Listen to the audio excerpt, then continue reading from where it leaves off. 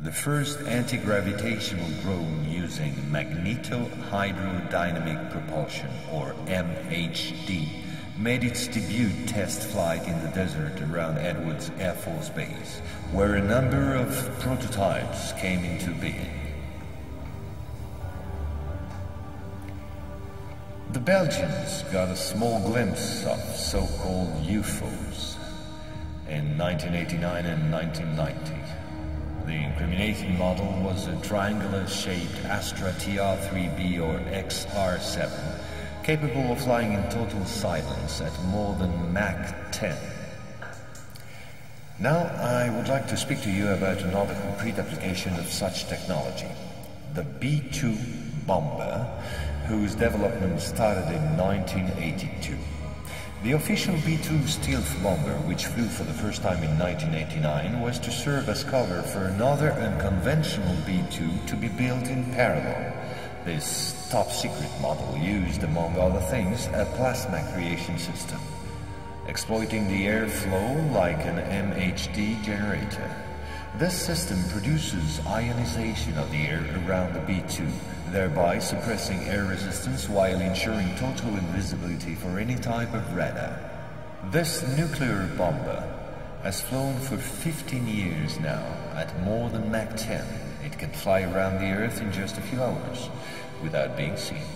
Naturally, such military research was to give rise to many commercial spin-offs. Over the last 10 years, we've seen the appearance of dozens of non-lethal armaments like E-bombs or electromagnetic bombs, as well as, of course, microwave weapons and powerful lasers. The US Department of Defense, through the multinational Raytheon, decided to invest a gigantic amount of money in an experimental program called HARP, or High Frequency Activate Auroral Research Program. And it was quite a program. Officially, the base in Alaska studies the ionosphere. In truth, the real possibilities of the installation are enormous. Climate manipulations, deep detection of underground base or deposits, silent and remote destruction of any object, and most important of all, manipulation of human behavior. If this account seems somewhat long despite my efforts to simplify, it was absolutely necessary to get to the subject I mentioned previously.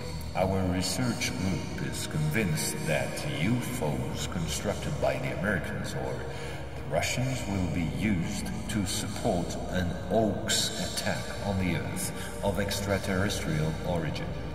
The media taking care of the rest, of course. The reason? Once the threats of international terrorism has dissipated, the war economies of the major powers, with the United States at the head of the pack, will need a new enemy in order to still prosper. War on Earth will be replaced by space war against an enemy from beyond.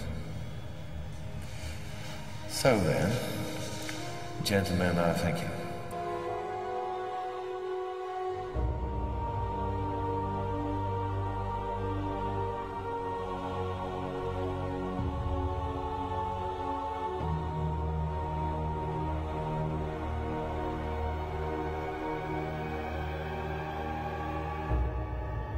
And so we can now comfortably lean back and relax, because we know what's coming ahead.